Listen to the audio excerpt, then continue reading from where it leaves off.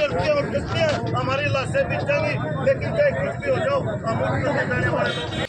जी हाँ, जो ये शब्द आपने सुने, ये दर्द है उन किसानों का जो आज पानीपत के डाहर टोल पर प्रदर्शन करने के लिए पहुंचे हुए थे। जी हाँ, यहाँ किसानों का दर्द और गुस्सा चरम सीमा पर देखा गया। किसानों ने दो टूक शब्दों में प्रशासन और सरकार को चेतावनी देते हुए कहा कि चाहे हमारी अर्थी उठ जाए, चाहे हमारी लाशें बिछ जाएं, लेकिन हम इन काले कानूनों को किसी भी कीमत पर स्वीकार नहीं करेंगे।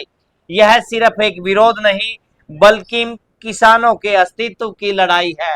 राम राम दोस्तों, मेरा नाम सलीम और आप देख रहे हैं नमस्कार भारत।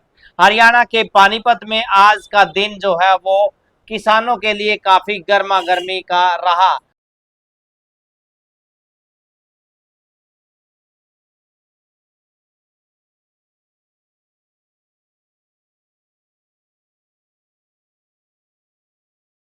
संयुक्त किसान मोर्चा के आह्वान पर किसानों ने डाहर टोल पर जो है पानीपत रोहतक नेशनल हाईवे को पूरी तरह से जाम कर दिया।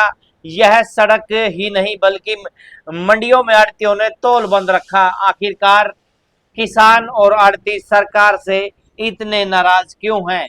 क्या है पूरा मामला, चलिए जानते हैं इस खास रिपोर्ट में। हमारी अर्थी हो सकती है, हमारी लाशें बिक जाएंगी, लेकिन चाहे कुछ भी हो जाओ हम उठ जाने वाले लोग। ये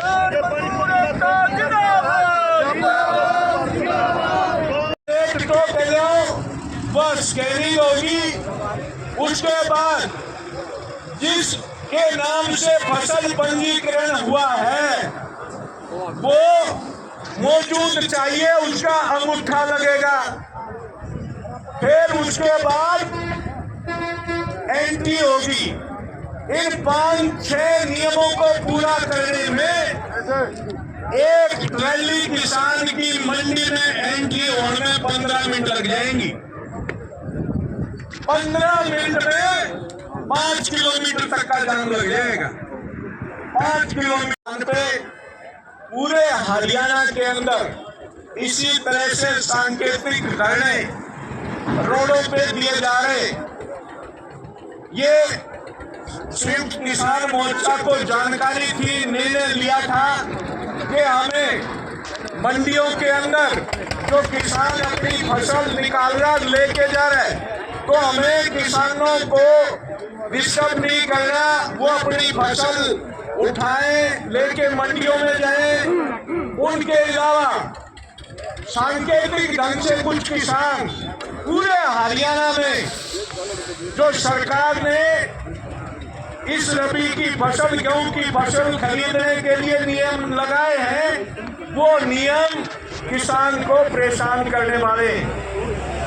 सबसे पहला नियम तो जो इन्होंने कहा कि फसल रजिस्ट्रेशन होनी चाहिए जब खरीद होगी मंडी में।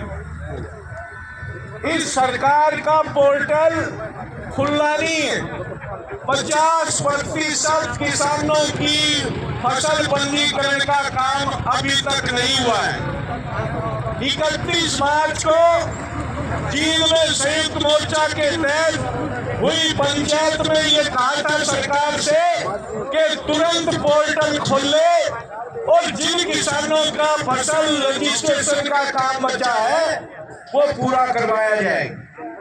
दूसरी ये कह रहे हैं कि मंडी के गेट पे आने ट्रैक्टर पे प्लेट होनी चाहिए, नंबर प्लेट।